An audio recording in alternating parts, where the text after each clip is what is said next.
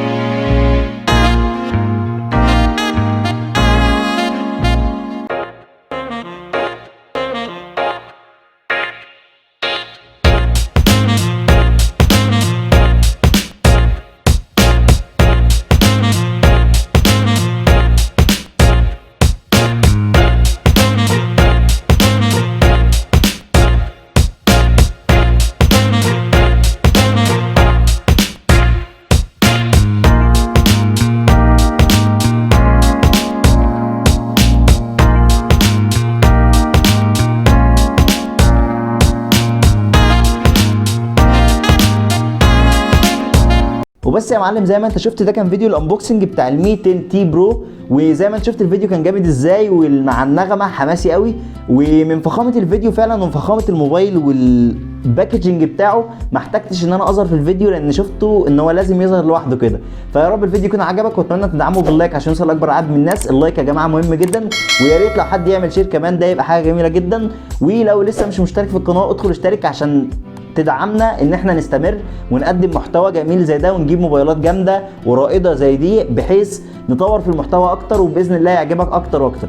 بس كده، وان شاء الله استنى في فيديو قريب هيبقى يعتبر شبه انبوكسنج ولكن بالكلام عن كل قطعه وايه مميزاتها وهل الماتيريال بتاعتها حلوه ولا وحشه وكل الكلام ده، وفي نفس الوقت هيكون تجربه سريعه للالعاب وللريفريش ريت بتاع الشاشه اللي هو ال 144 هرتز وكل الحاجات دي سريعا كده.